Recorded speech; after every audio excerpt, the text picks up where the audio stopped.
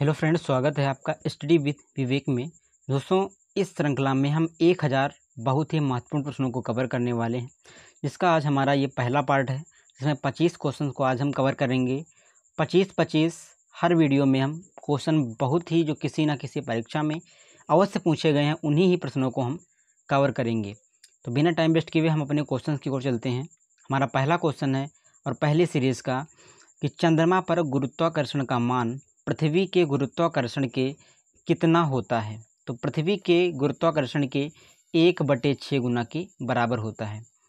चंद्रमा से परावर्तित प्रकाश पृथ्वी पर कितने समय में पहुंचता है। चंद्रमा से परावर्तित प्रकाश पृथ्वी पर 1.3 सेकंड में पहुंचता है। नेक्स्ट क्वेश्चन है हमारा, किसने यूरेनस ग्रह की खोज की थी। यूरेनस ग्रह की खोज किसने की थी। तो विलियम हर्शल ने यूरेनस ग्रह की खोज की थी। सूर्य के प्रकाश द्वारा एक वर्ष में तय की गई दूरी को क्या कहा जाता है। सूर्य के प्रकाश द्वारा एक वर्ष में तय की गई दूरी 1 प्रकाश वर्ष कहलाती है। 1 परसेक कितने प्रकाश वर्ष के बराबर होता है। तो 1 परसेक 3.6 वर्ष के बराबर होता है। तारों का विभिन्न रंग किसका सूचक होता है।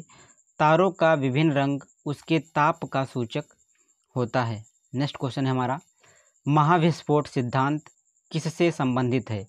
महाविस्फोट सिद्धांत ये ब्रह्मांड की उत्पत्ति से संबंधित है। महाविस्फोट सिद्धांत आकार में बड़ा होने के कारण किस ग्रह को मास्टर ऑफ गाइड्स भी कहते हैं।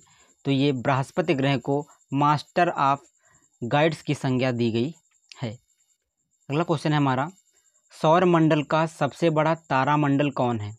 सौर मंडल का सबसे बड़ा तारामंडल हाइड्रा है। सूर्य का व्यास पृथ्वी के व्यास से कितने गुना अधिक है। तो सूर्य का व्यास पृथ्वी के व्यास से 109 गुना अधिक है। भारत किस गोलार्ध में अवस्थित है। भारत उत्तर पूर्वी गोलार्ध में स्थित है। क्षेत्रफल की दृष्टि से भारत का विश्व में कौन सा स्थान है। क्षेत्रफल की दृष्टि से भारत का विश्व में 7वां स्थान है। नेक्स्ट क्वेश्चन है हमारा, भारत का क्षेत्रफल विश्व के कुल क्षेत्रफल का कितने प्रतिशत है।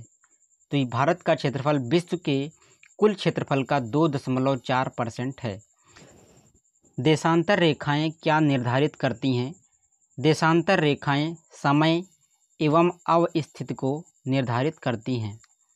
कर्क रेखा भारत के कितने राज्यों से होकर गुजरती है। तो कर्क रेखा भारत के 8 राज्यों से होकर गुजरती है। कौन सा अक्षांश भारत को लगभग 2 भागों में विभाजित करता है। तो 23.5 डिग्री उत्तरी अक्षांश भारत को 2 भागों में विभाजित करता है। भारतीय मानक रेखा 82.5 डिग्री किस शहर से होकर गुजरती है। तो यह प्रयागराज के निकट मिर्ज़ापुर से होकर गुजरती है। इसका पहले पुराना नाम क्या था दोस्तों, इलाहाबाद इसका पुराना नाम था और नया नाम हो गया प्रयागराज के निकट मिर्ज़ापुर से 82.5 डिग्री रेखा गुजरती है। नेक्स्ट है हमारा, भारतीय मानक समय एवं ग्रीनविच माध्य समय के बीच कितने घंटों का अंतर है। तो 5 घंटा 30 मिनट का अंतर है। भारत का सुदूरस्थ दक्षिणतम बिंदु कौन सा है।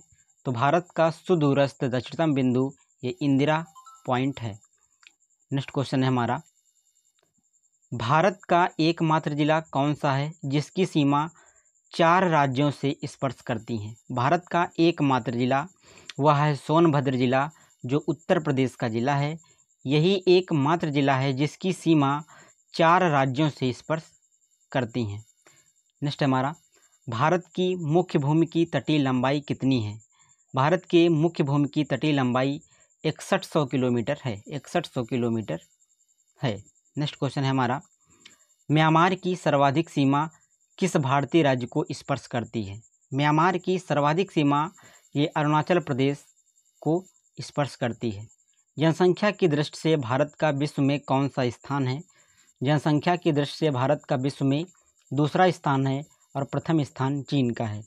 असम की सीमा कुल कितने राज्यों एवं केंद्र शासित प्रदेशों को स्पर्श करती है। तो असम की सीमा भारत के कुल 7 राज्यों को स्पर्श करती है। भारत के 7 राज्यों को स्पर्श करती है। भारत श्रीलंका किस जल संधि द्वारा पृथक होता है?